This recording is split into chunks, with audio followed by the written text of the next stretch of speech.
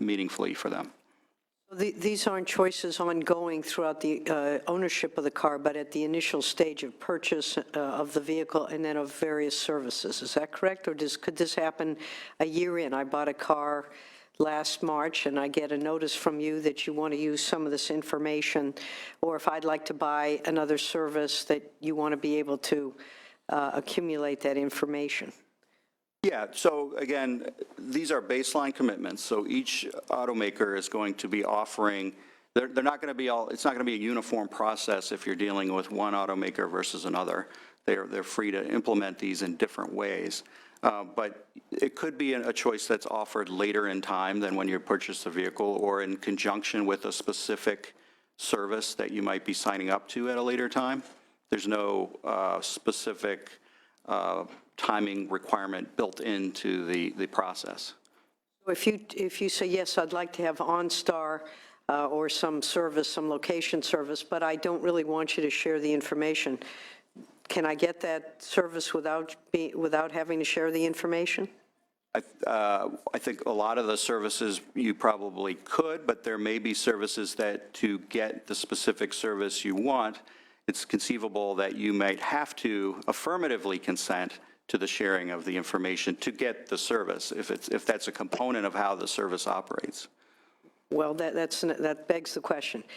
If the service upon which this operates doesn't require that information be, for example, marketed, and it doesn't require the sharing with others in order for the service to be performed properly by whatever it is that you're buying, is there any kind of volitional decision-making? You call it choice, but if I can't get the service unless I agree, whether it's affirmatively consent or otherwise, unless I affirmatively consent, you will not be providing me that service, not because it isn't available, but because you want to be able to also use that information for other purposes. Is that, in fact, what does happen in some instances? I'm not aware of that actually happening now, but I will say that conceivably under these baseline set of principles, you could have a scenario where to get a specific service, part of getting the service would be consenting to some type of information use or sharing as part of that. But not, but and then the choice is you don't have to necessarily have that particular add-on service that's being offered. Right. If you're not comfortable with the information being shared. Well, if you want the service, but you don't want to then have to share it, and what I hear you saying is that there are some of these services, at least potentially, where you'll want to accumulate that information, even though it's not necessary to provide the service itself. That's structurally conceivable that you would have that. Has that happened to date, to your knowledge? I'm not aware of a specific offering. Actually, Senator, again, David Strickland. I'm with law firm Venable LLP and former NHTSA administrator and consultant to Global. Your questions it's very, very thoughtful, but I think at the end of the day, considering that automakers have to have a relationship with their customers.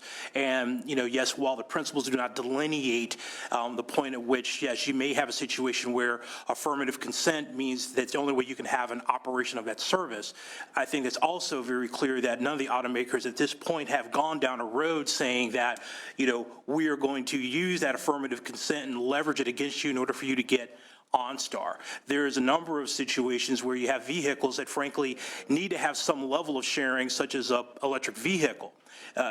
Frankly, in order to be able to find charging stations and other things which operationalize and make the vehicle actually functional for someone, it's going to have to, frankly, be a binary choice. You're going to have to provide more information in order to make sure that your plug-in hybrid can find a station.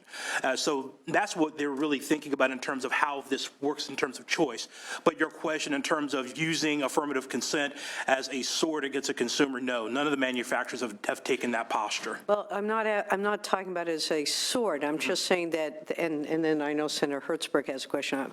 What I'm trying to get at is whether, as you use as an example, in order to provide that service to a customer, you've got to have the information that you're telling them they have to give you in order to get that particular service.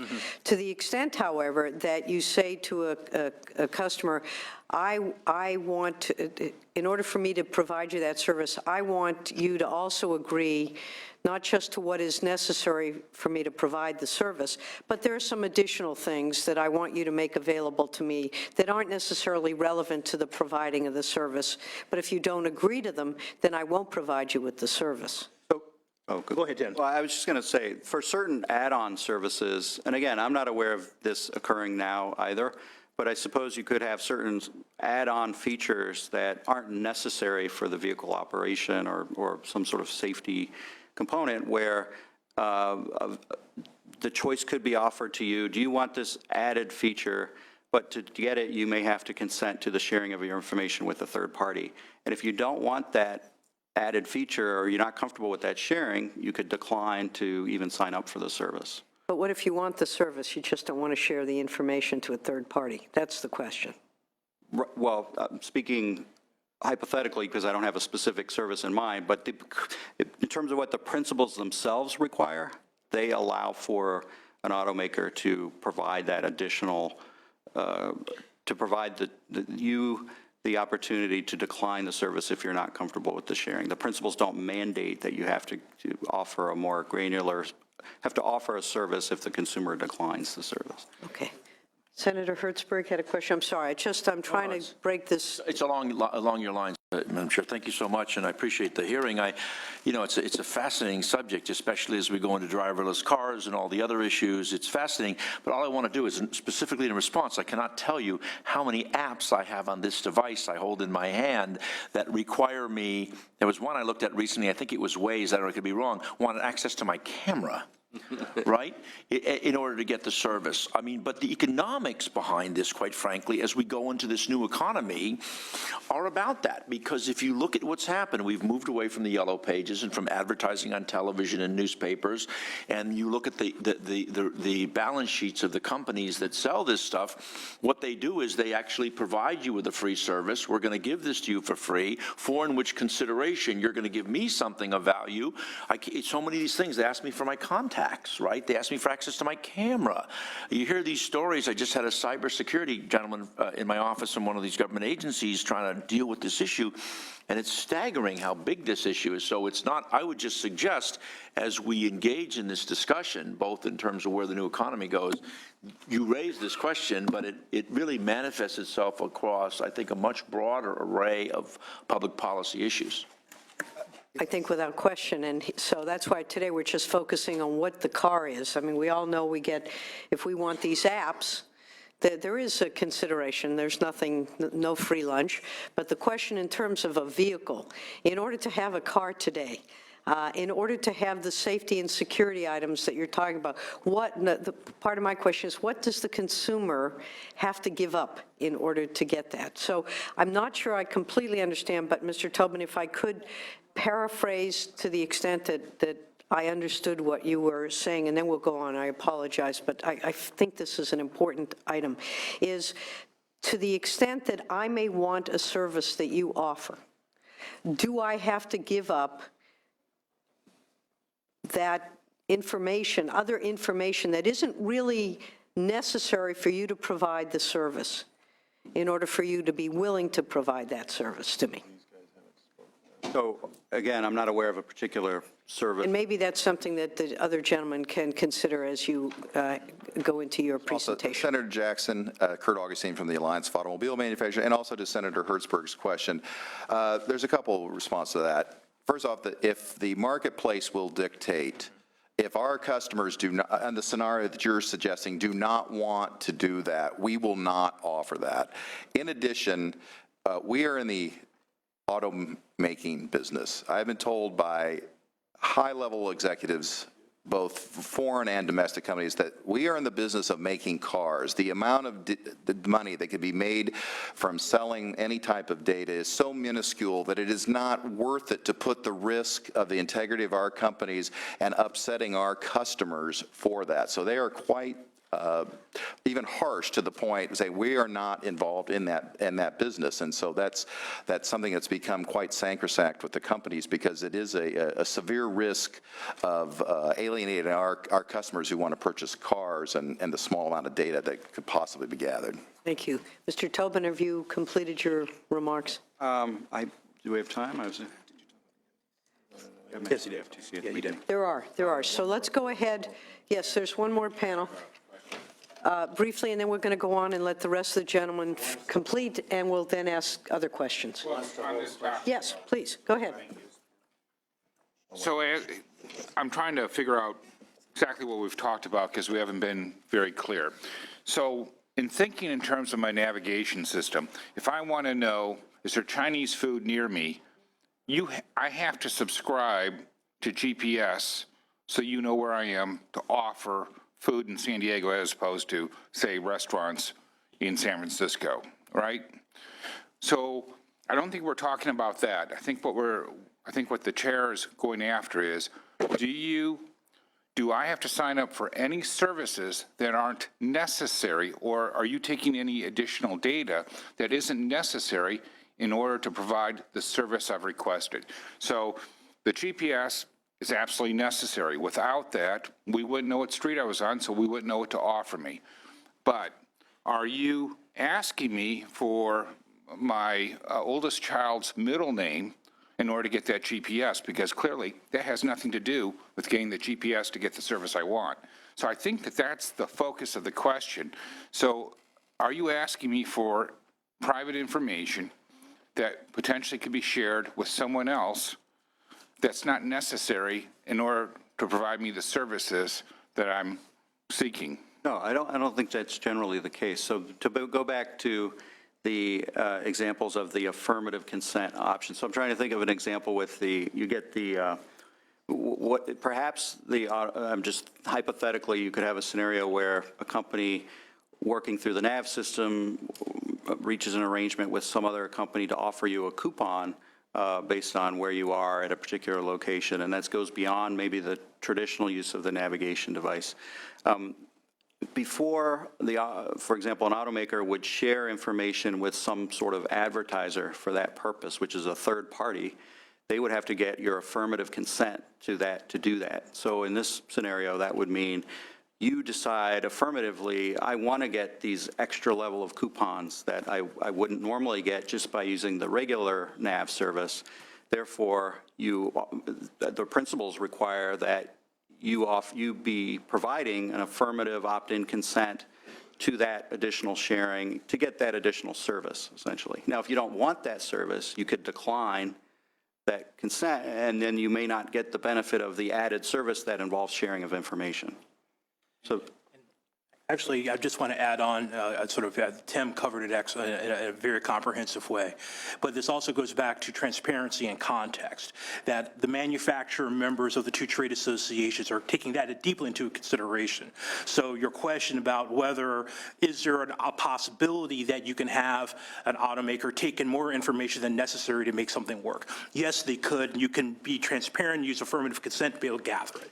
As a business practice, and I know for the members of the Global Automakers Trade Association, they are not doing that, and they're trying to use this within context. As example, you can, as part of your telematics package, you can sign up for having the your service actually being pushed to a reminder on your vehicle that it is time for you to bring in your car to be serviced, and here is the closest franchise dealer that can do that service.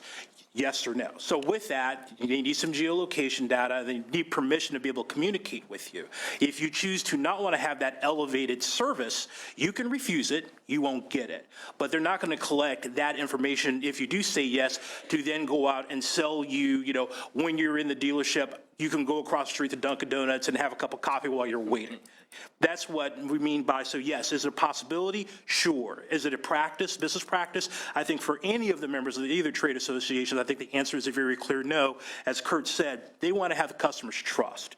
And that's the reason why you have foundational principles, but you have competing on privacy to sort of elevate protections. You're welcome. All right, I know, Senator Monning, are you happy to wait until they're done? All right, okay, so let's go on to our next panelist. I believe it is Mr. Strickland or Mr. Carlson, who is, Mr. Carlson. Good afternoon, sir. Madam Chair, the Chair Bell, and members, Steve Carlson, I'm California Government Affairs Counsel for CTIA, the Wireless Association. We are the International Trade Association for Wireless Carriers, handset providers, operating systems providers, and their suppliers. As my colleagues have indicated, this telematics has provided an amazing number of benefits. What I want to do is talk about how wireless fits into this larger context and our focus on privacy and security. In very general terms, the wireless industry transmits the data that we're talking about. In large part, we do not hold the data, generally do not interact with the data, but we work closely with our customers, which are in large part the automobile manufacturers, to make sure that we protect that data. We offer the connectivity that carries the signals from the vehicles, and that can also offer the telematics applications that the car manufacturers use. We offer connectivity and solutions through the sale of aftermarket devices. Sometimes they're built into the car, sometimes they can come in aftermarket. Some carriers and some companies have aftermarket products that do this as well. We represent a cross-section of the connected car ecosystem. Protecting the privacy and security of our customers is paramount. I think as Kurt said and the others said, if we lose the trust of our customers, we lose our customer. And so I don't think it's difficult to overstate how important that is in this business. And obviously, we read in the paper a lot of the issues that are coming in, and the control and protection of that data is extremely important. As I said, we do not ordinarily interact with the data, usually transporting the data from one side to the other. What we do is work with the car manufacturers through their contracts with customers, which, as they indicated, where the customer can have the choice in terms of how they use the data, what kind of services they may or may not want. So we will work very closely with them to make sure we protect that. Again, you've heard how data is generally transmitted upon an event, such as a call for in-vehicle information or roadside assistance. Data transmitted may be used to provide services to subscribers, such as Mr. Strickland said, a restaurant recommendation, if you so choose to get that service. Security is just as important as privacy, and I think sometimes the two are, sometimes folks don't understand one versus the other. Privacy would be the release of your personal information.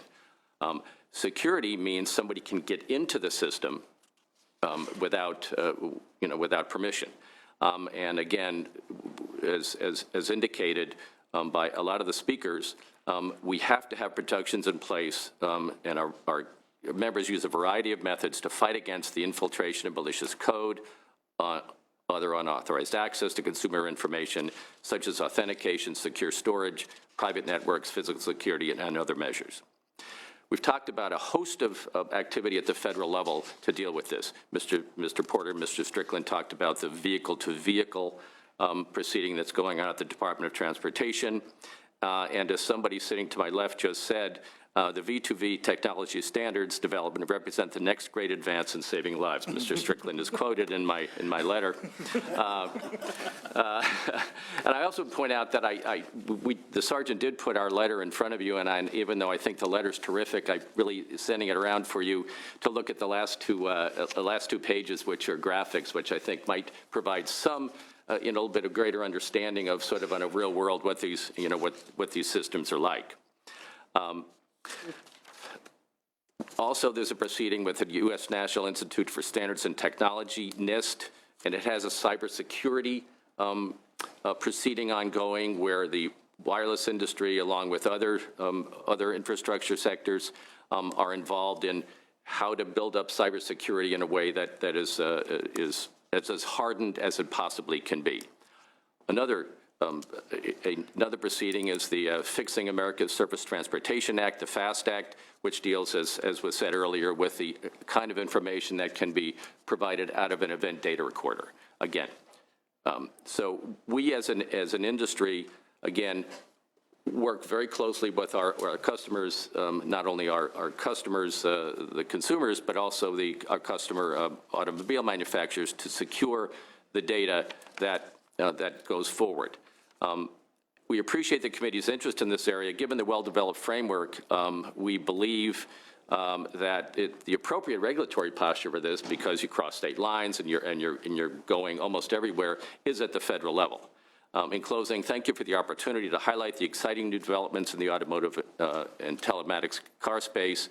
We are continuously at the forefront of protecting our customers. One of the things that I think is important to note, and I think the chair, has looked at this, the information that is over your wireless phone, because it's cross-device. I mean, you have your phone in the car, and that phone you also have as you're walking down the street. So your data is going to be protected by the wireless industry, by the wireless customer. But you also have, as Mr. Hertzberg indicated, a lot of apps that you go through while you're working at it, and those apps require your consent to be able to, to reach, to use information or not use information. Our company privacy policies are very, very judicious about that, and we wanted to make sure the committee understands how very, very important the privacy and security of our customers' information is.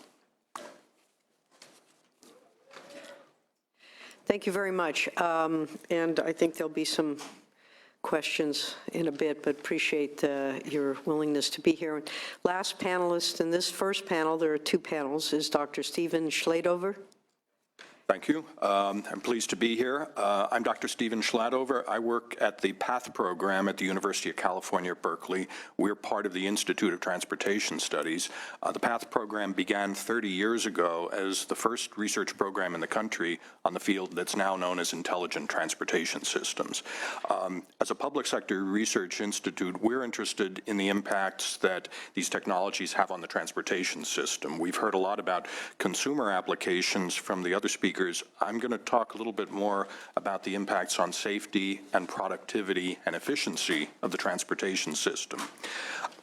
That NHTSA rulemaking that's been referred to several times will require every new vehicle produced in the U.S., or sold in the U.S., starting sometime around 2020, to be equipped with a radio that will broadcast a set of information periodically. That information is really useful for collision warning, collision avoidance. If each vehicle is alerting all the other vehicles about its location, its speed, and its direction of travel, those vehicles can figure out if they might be on a collision course and give a warning to the driver or actually take corrective action, like slamming on the brakes if the vehicle believes that it's about to get into a collision. So there's a serious opportunity there to improve the safety of the transportation system, making use of that V2V technology. The interesting thing is that that very same technology, that same radio that you put on the vehicle, can serve a number of other purposes as well. It can help the vehicles communicate with each other so that they can interact more smoothly. We've all been frustrated when we get in stop-and-go traffic and you don't see any reason why the cars have slowed down and then sped up and slowed down. Using this vehicle-to-vehicle technology, when the vehicles can communicate with each other, the speeds can be synchronized, so they'll actually travel smoothly. We can eliminate a lot of that stop-and-go disturbance that we get in traffic. It's also possible to drive the vehicles closer together while maintaining safety. And we've done studies that have shown the potential to get up to double the capacity in a lane of highway simply by having those vehicles communicating with each other and controlling their speed in sync with each other. So there's an opportunity to make a significant contribution to traffic congestion. We're doing experiments with the same V2V technology for trucks, and that enables trucks to drive close together, synchronized with each other, with a significant reduction of aerodynamic drag. We've done measurements showing that you can save 10 or 15% of the fuel consumption of the trucks by running them closer together because you have less aerodynamic drag. So now we've got an energy and environmental benefit as well. And by smoothing out the traffic flow, we also get the energy and environmental benefits. So we've got contributions to several of our other concerns within the transportation system. The very same technology that works for V2V also works for infrastructure-to-vehicle communication. And this is something else we've done experiments on. The traffic signals can be broadcasting their information to the vehicles that are approaching the intersection. That can be used to provide warnings to drivers so that they don't go through red lights, but it can also be used to promote eco-driving. That is, adjusting the speed profiles of the vehicles as they come through the intersection to minimize energy consumption. So there are some interesting opportunities to make our traffic signal systems work more effectively. That same technology enables buses and trucks to communicate with the traffic signals as well as emergency vehicles so that they can get respective priority in corridors with heavy traffic. So you have the opportunity for buses to get high priority, for trucks to get increased priority, thereby improving traffic within urban areas. But in order for that to work, we have to have the roadside infrastructure as well. There has to be a device on the roadside that can communicate with the vehicle. And that's a funding challenge because, as I'm sure you're aware, our agencies are not flush with cash. It does require some capital investment and ongoing operating and maintenance expenses to be able to support the roadside elements of these systems. So that's something that's coming along that will be an opportunity to make a significant contribution to the transportation system effectiveness, but it doesn't come for free. One of the point I would like to make on that, we have to be careful about over-specifying what happens in the infrastructure. We've had a couple of examples in the past in which California pioneered the implementation of some electronic infrastructure on the roadways, but over-specified what goes into those technologies in legislation. In the meantime, the technology moves on, and we're in the situation now where California is locked into some 20-year-old standards while the national standards are moving forward as the technology advances. So although it was a pioneering move 20 and 25 years ago, it's now locked us into some things that are not totally up to date. So that's an example where we need to be careful. Thank you. Thank you, and I'm sure that Senator Bell, as chair of the Transportation Committee, would love to hear your thoughts on what we can do as far as that is concerned. We do have a couple questions. I want to, as a recovering attorney, I'm not satisfied with the way I posed my question because I wasn't clear on what the answer was. So I'm going to ask this question to any and all of you here, and then I'll pass this over to Senator Monning, and then Senator Bates had some questions. I'd like to ask if any of you here, on behalf of the automobile manufacturers, know if any automobile manufacturers are currently selling information to third parties.